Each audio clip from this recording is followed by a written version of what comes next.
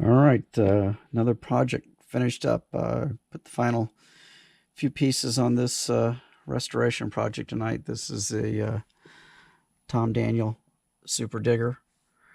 This is a large scale. I think this is 16th scale dragster. It's supposed to be animated. This actually comes on a display base that will power the rear wheels, and thing does a wheelie, and then there's a spring-loaded parachute that flies out the back of this thing. And this one does not have, it's missing the base, and all the internals are there on the gears and everything. So this would actually, it would fit onto the base if I had the base. But I was lucky enough. I had one of these kits at one time that I built, and I sold it. That's one of the kits that I sold that I regret, because it was 99% finished, and I sold it, and somebody got a really nice build. But I actually liked the paintwork I did on this one even better. I just wish I had all the base to automate it. But if I get lucky and ever run across a base for this thing, or the internals, I'm missing the parachute, and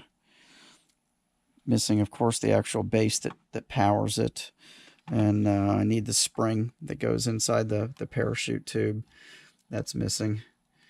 But all the basic cars here, I was very lucky. My good friend Chuck Darnell passed this along to me. Chuck built an absolutely beautiful, pristine build of this kit, and he had this one, and in pieces. It was actually a really, really bad glue bomb, and he passed this along to me, and it was so worth saving, because these kits are just so rare, so hard to find. So I was very, very happy to get this from him. And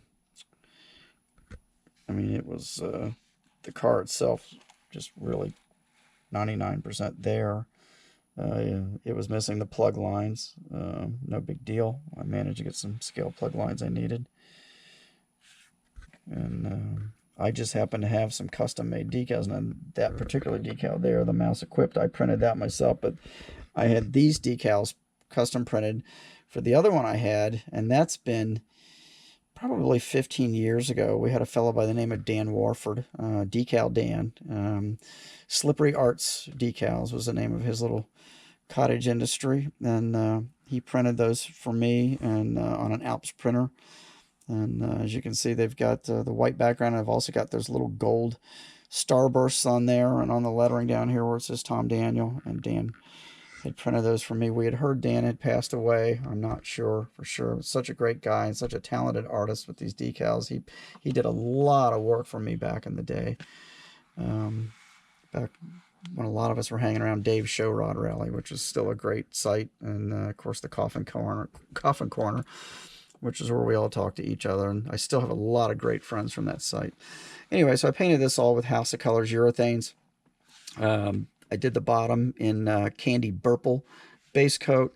The top I did in silver first, and then planet green, fogged the edges, and then colored the whole thing with candy lime toner over top of that, and then cleared everything else to get that color blend. So you actually got 3 colors in there. So I'm pretty happy with it. I mean, the thing is just badass looking. So then I had some. There's another one of the decals. It's actually the little tarantula logo from Tom Daniel, from one of the tarantula model kits. I didn't do a ton of decals on it. I'm not a big decal fan on anything. So I did manage to save some of the original decals. Some other ones I pulled over a few other kits, and then I had these made for Dave's Show Rod Rally years ago.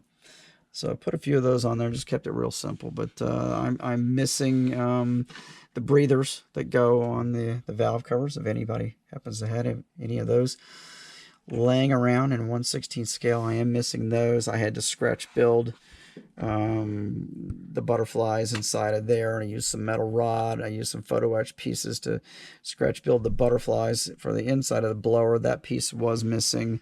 All the other lines were still present. Was missing the steering rod here, which I made out of aluminum, and then I just scratch built the little pitman arm that attaches to for your steering, and use one of my optical screws to bolt that together.